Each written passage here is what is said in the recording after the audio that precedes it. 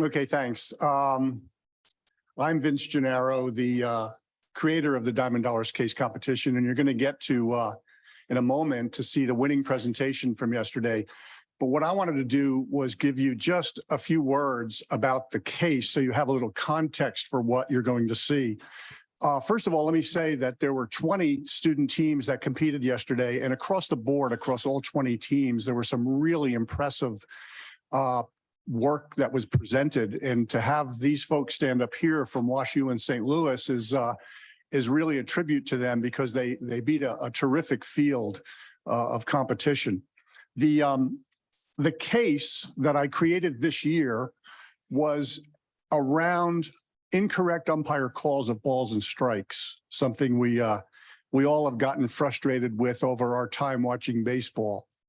And there's a website called umpscorecards.com, which chronicles this for every game, regular season and postseason. Actually, their data set goes back to 2015. So they declare the number of incorrect calls, the point in the game at which they occurred, and they do a rather simplistic imputing of the impact on the outcome of the game. And I won't get into that. These folks will take it way beyond that in a moment. So what I've asked, what the case prompt asked was, I gave them a menu of 6 games, and they had to choose 2. And I asked them to essentially, how would this game have come out if all the incorrect calls were corrected, if there were no missed calls? And I picked all games that were close, and some of them had high scoring, some of them were lower scoring, some of them had a lot of incorrect calls, some of them had much less. In fact, I would say few incorrect calls, less than the average incorrect calls, but they came at high leverage points in the game. By the way, for perspective, the average number of incorrect ball strike calls in a game in 2022 was 9.3. So it's not uncommon to see an incorrect call, and if they happen at the wrong time, they can have a big impact. Think about, on the surface, their task may have seemed, yeah, I think this is pretty simple, but think about what happens when a 3-2 pitch is called a strike to end an inning, but it was really a ball. So then how do you play that game forward from there? Or look at the reverse, when an 0-2 pitch is called a ball and the batter continues and gets a hit in that at bat, but it was really in the strike zone, that 0-2 pitch that he didn't swing at. So those are some of the complexities that we're dealing with. Now, I'm going to turn it over to them in a moment. I just want to say that WashU in St. Louis is the first team in the 12 years that we've been doing this to have 3 victories and be up here at this podium for the 3rd time. 2018, 2019, and today in 2023. And we've been doing this since 2012. So congratulations to WashU, and the microphone is theirs. Congrats, guys. Thank you. Good morning, everyone at SABR. Today, we are going to present our WashU umpire correcting simulated timeline. I'm Cooper, it's Max, Simon, and Jake. Our presentation will consist of 4 parts, which are introduction, method, results, and conclusion. First, we interpreted our prompt as, how would the result of the game change if an automated ball strike system was placed in, which, unlike the umpire scorecard.com has a built-in margin of error, this system has no margin of error. So we calculated our missed call with no margin of error, and we used baseball savant strike zones parameters and the average size of a baseball. We chose 2 games, which are New York and Milwaukee and San Francisco and Atlanta. We found 2 and 3 more games, 2 and 3 more missed calls in each game than the umpire scorecard.com.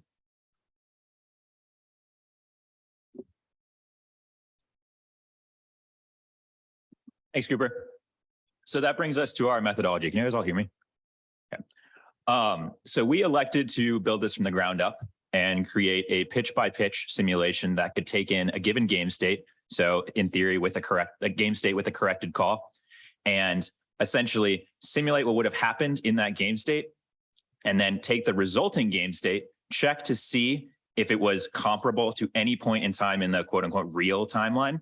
If it was exactly the same, jump back into the real timeline and simulate and skip ahead to the next missed call. And if not, continue simulating pitches until we reached a point where we could jump back into the original game, or until the game concluded and we returned a final score. So for example, as you can see above, in the San Francisco Atlanta game, the first missed call occurs in the top of the fourth. What should have been a strike what should have been a ball is called a strike. So we instead would simulate what would happen if that pitch was called a ball. I believe in reality, Ronald Acuna grounded out. But so in that case, if a strikeout, a line out, a pop out, a fly out, any of those situations occurred where our game state, so batter, pitcher, count, outs, score, and inning were the same, we would jump back into the real timeline. Otherwise, we would continue until the end of the game.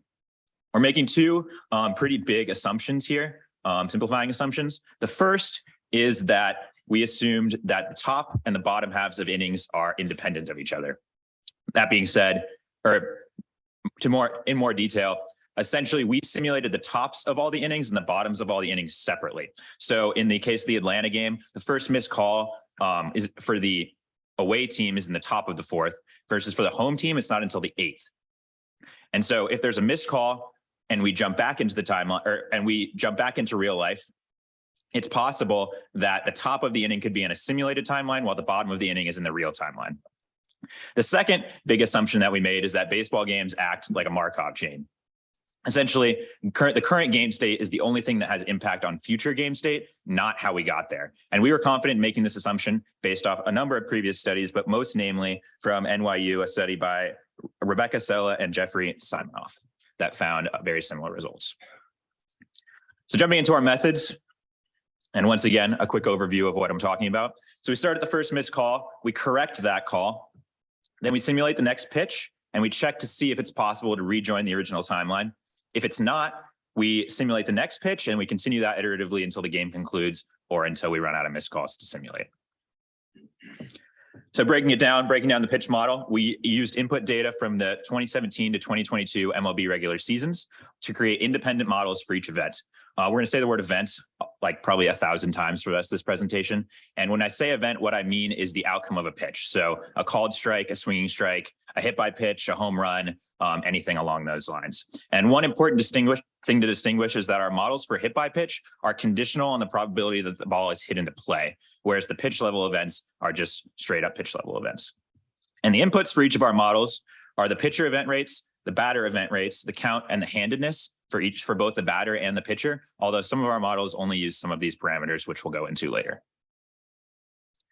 So to give you an example of what I'm talking about, take Aaron Judge versus Adrian Hauser. They're both righties. Judge has a 14% swinging strike rate, and Hauser has a 9% induced swinging strike rate, both of those on an 0-1 count.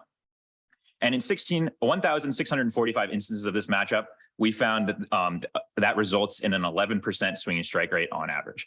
And to note, we rounded these probabilities to the nearest percent, so we could essentially put these different matchups into buckets. Excuse me. And so for the model, we used weighted least squares regression, weighted on the number of instances of the particular matchup. So like right on right, 14 versus 19% or versus 9% and 0-1 count. We also filtered out the rare occurrences. So guys with small sample size that had a 2% swinging strike rate or a 60% swinging strike rate, we eliminated those. And we were able to create very high R-squareds across all our models using these tactics. So to continue in this example of Judge versus Hauser, our model predicted that we will find a swinging strike rate at 12.26% of the time given this matchup. And to play around with the inputs a little bit, if it were a 1-0 count versus an 0-1 count, that drops to 10%. And if Hauser was a lefty and Judge had the platoon split, we predict an 11.67% swinging strike rate. And so to extrapolate this across every outcome, you can see there, you might notice that these probabilities are slightly different than the ones I showed on the previous slide, and that's because we normalized them. And so then we can just call a random number generator on every pitch and predict the outcome. Similar process for balls hit into play, singles, doubles, triples, home runs, lineouts, groundouts, and flyouts. See the probabilities there. Some of these have asterisks, which Simon will get to momentarily. But again, note that this is conditional on the fact that the ball is hit into play.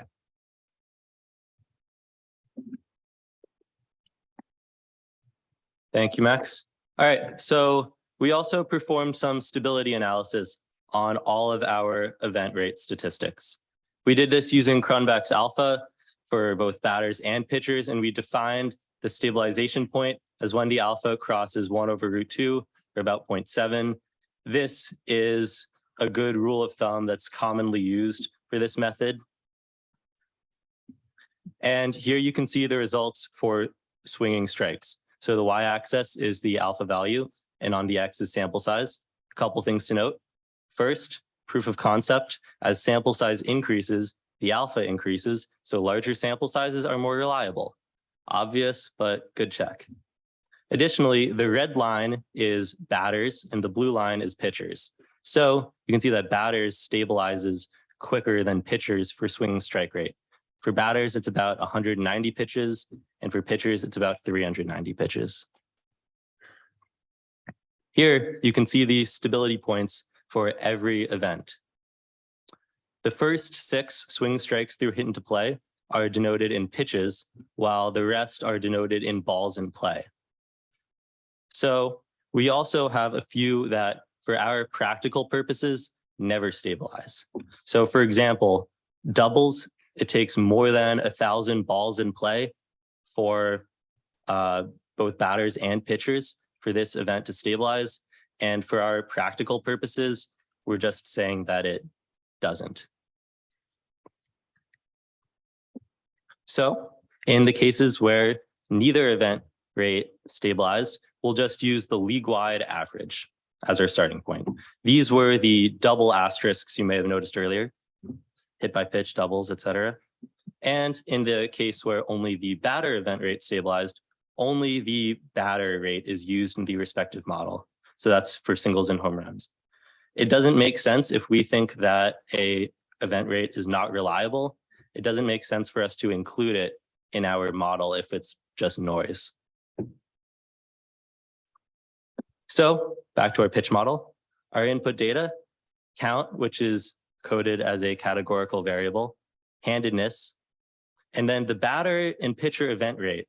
We start with their 2021 and 2022 rate, and then we regress to league average by the amount of data points needed for stabilization.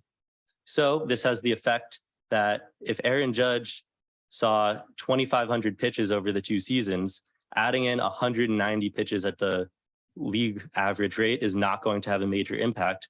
But if a rookie who was called up the week before and has 30 career plate appearances, it will help alleviate these small sample issues. Then this number is park adjusted using Fangraph's park factors, and that will be the input for our batter and pitcher event rates into our model.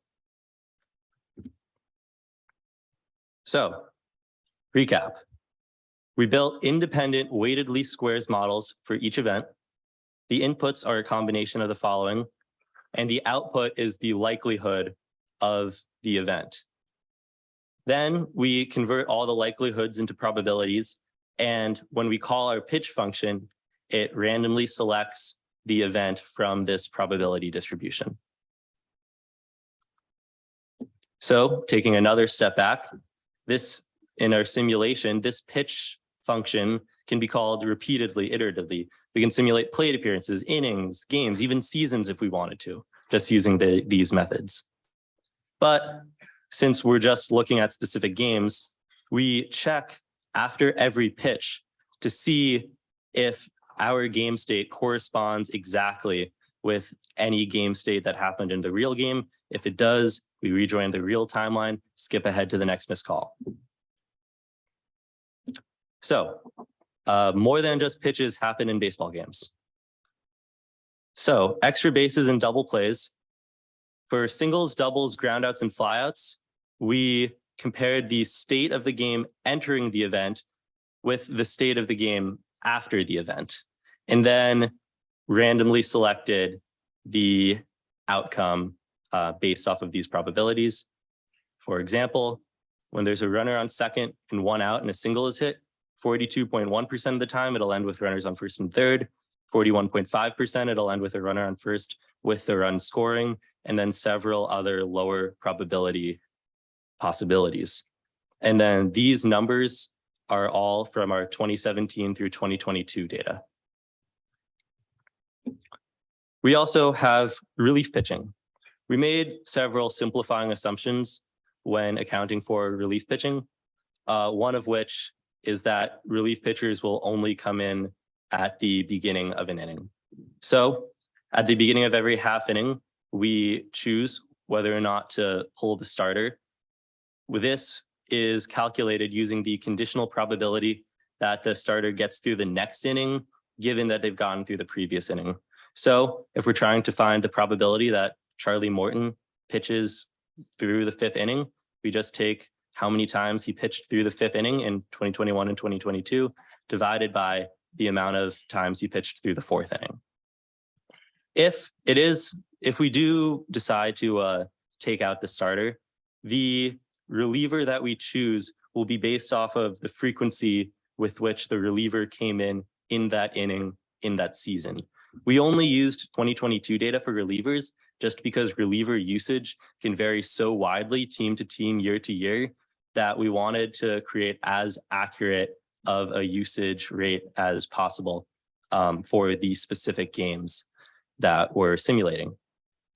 So we also assumed that relievers will pitch one in exactly one inning. And so then when it's time for the next inning, after the reliever is pitched, the reliever is taken out of our bullpen and we do the whole thing again.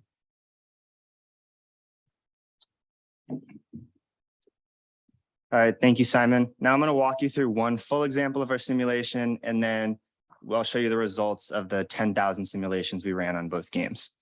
So for this first example, we go according to the original game data until the first missed call, which was in the top of the 4th. It was an 0-0 pitch to Tommy LaStella. As you can see from the picture, the ball was below the strike zone, but it was still called a strike. So now we enter our simulation. So what happened in reality is he went from an 0-1 count to lining out on 5 pitches. In our simulation, he ends up getting into a 2-0 count before grounding out. Because the game state is the same at the end of the 4th inning, it's the same batter made the last out, same score, all that is the same situation. We essentially rejoin the original game data and continue on from there until we get to the next missed call, which happens in the top of the 5th inning to Mike Yastrzemski, where in a 1-1 count, there's a pitch that is off the plate that is called a strike, and he ends up striking out with a runner on 3rd and 2 outs.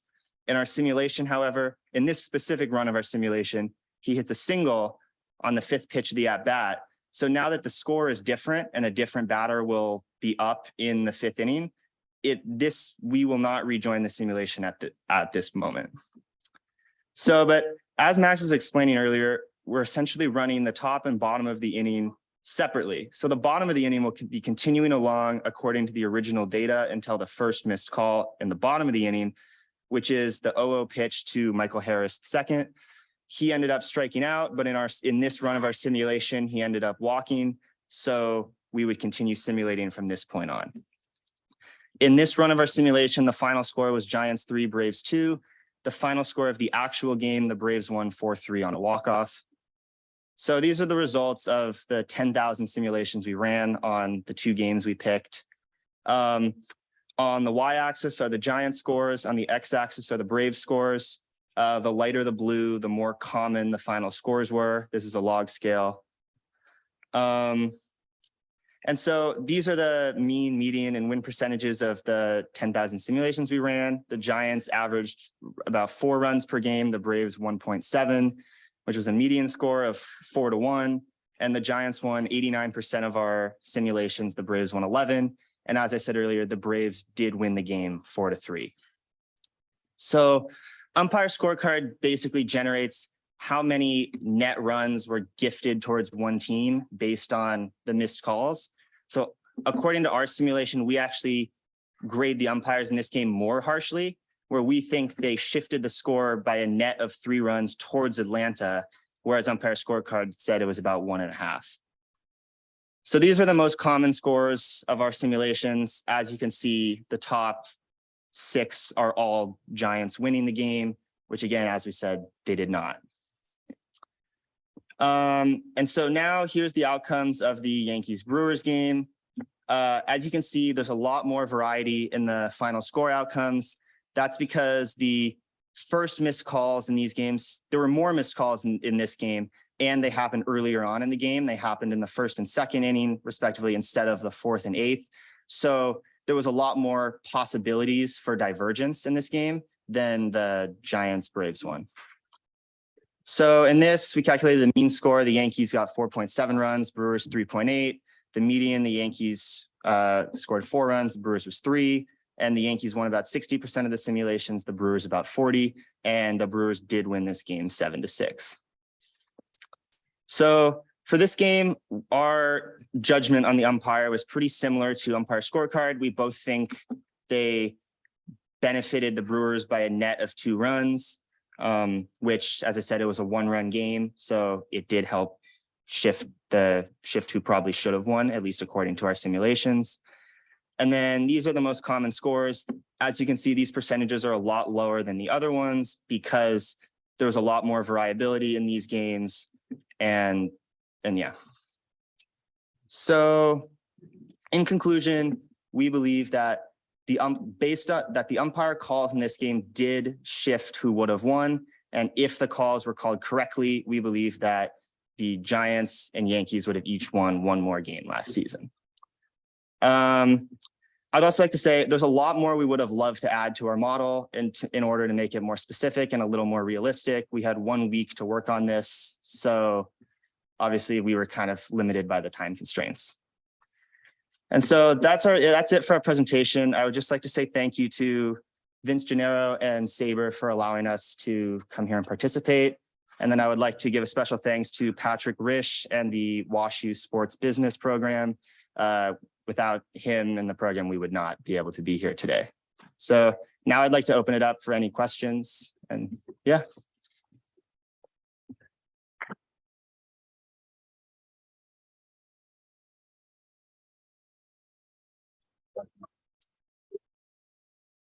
So you mentioned that you simulated basically the 2 games separately in timeline. Which sounds to me that there will be situations where at the end of the 9th inning you have a tie game, but in your scores, it's clear that all the tie situations are. So how do you handle the situation of tie game? Yeah, so we essentially accounted for extra innings in a very similar way to Major League Baseball does. At the end of the 9th inning, we checked to see if the score was tied. If it was tied, we just kept simming until it wasn't tied. And at the bottom of the 9th inning, we also made sure to implement the ghost runner as well. And we also looked for, which is also taken into account in our game results, we also allowed for walk-off victories as well.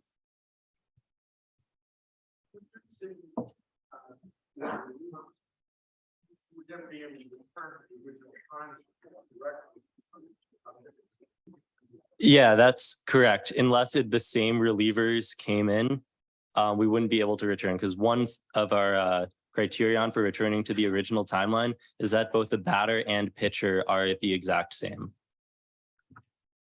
When it came to like base running, right, like that, you have like how people do like that, you account for different player speeds or base ability, or that don't help the concept. We did not. Yeah, that was definitely something that we considered doing, and we would definitely have implemented if given more time, but just with the constraints. What would you have done? Yeah, do you want to, you guys want to do that? What's the question? What would you have done? Oh, yeah. No, I think based on that and just kind of based on the questions in the Zoom so far, are like what would we have done if we had a little more time? And I think definitely the type of stuff we would have done is being able to make pitching changes mid at bat. So being able to read, like being able to take into account pitch count and score when we're making our starting pitching decisions, bringing in relievers based on leverage. I mean, we did a little, that was sort of taken into account in that we calculated what inning relievers most commonly come in, but that didn't necessarily take in like the game score into account. So for example, the Braves, regardless of what the score would have been in our simulations, the most likely move for the Braves would have to bring in Kenley Jansen in the 9th because he was their closer last year. And then I think if we were to have more time, other stuff we would have done would have been, stuff like base running, just making it a little more player specific in certain situations instead of just kind of using random numbers to help us pick some of our decisions. you alone now, so don't forget to ask this question. Why don't we change the pictures of the actual game? You had your algorithm, why not you follow pitching change pattern about the actual game? So when we're in the real timeline, we do, but we're in the simulated timeline. We don't necessarily know what the manager would have done. So it's a different game state. There are different batters up. The score could be different. And so I think just whatever pitcher actually pitched, we don't know what the manager, if the manager would have done something differently.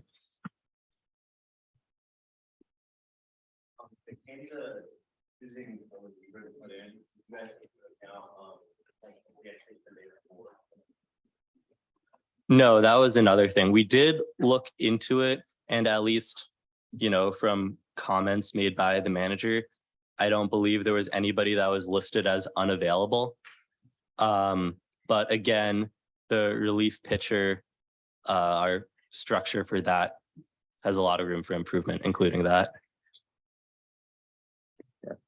Yes, your methodology you showed in one of your first slides for the simulation. Was there a research paper or maybe a GitHub page that kind of inspired your approach that maybe others in the room to look at? Yeah, we were heavily inspired by, let me get his exact name, 1 second.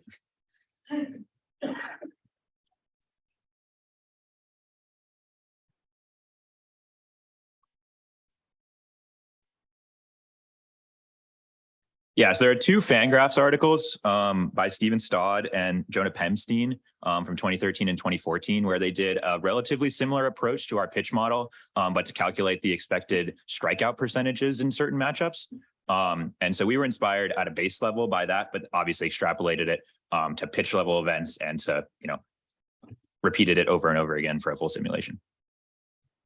Yeah, I'd also say that our approach, the way we rejoined the original timeline and all that, that was original, though. We discussed and we decided that was the best way to blend the reality of what actually happened in the game without just forcing it when there would have been a completely different situation. Thank you. You have any like numbers presented of how often how we would go back to getting the timeline? Yeah, we don't have that now, but it's something that we could easily acquire.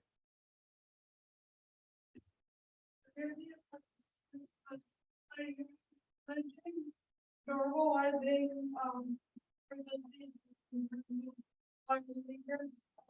your model.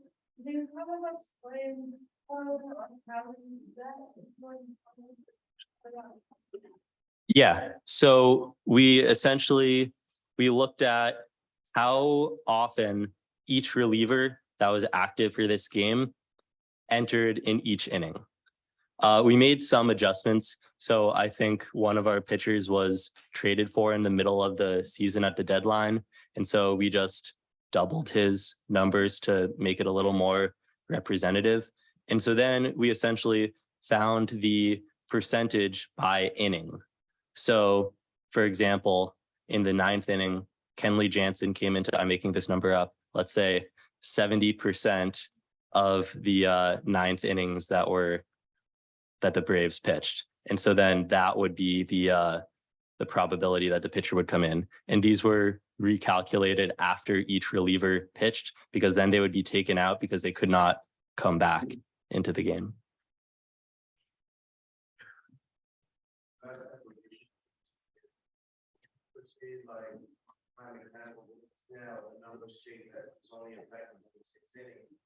But now that because of the game, he succeeds over because he's dealing that game. As soon as you go into the 6th inning, because another state's lost the lead. So do you guys have like a relation? Yeah, that's one of the things we would love to add. That's a really good point. We don't have anything in our pitching change model, nor in our pitch model to take into account fatigue or just how many runs the batter pitcher has allowed up to that point. Okay. One more. How do you assess the overall performance of your simulation? you know that it works well? So we have confidence in all of its component parts. The pitch model was tested pretty extensively, and we bug tested pretty extensively as well. There obviously is no exact right way to know what would have happened if all the calls were made correctly, but we're confident that everything that went into our simulation was correct. Yeah. Yeah, thank you. Thank you so much.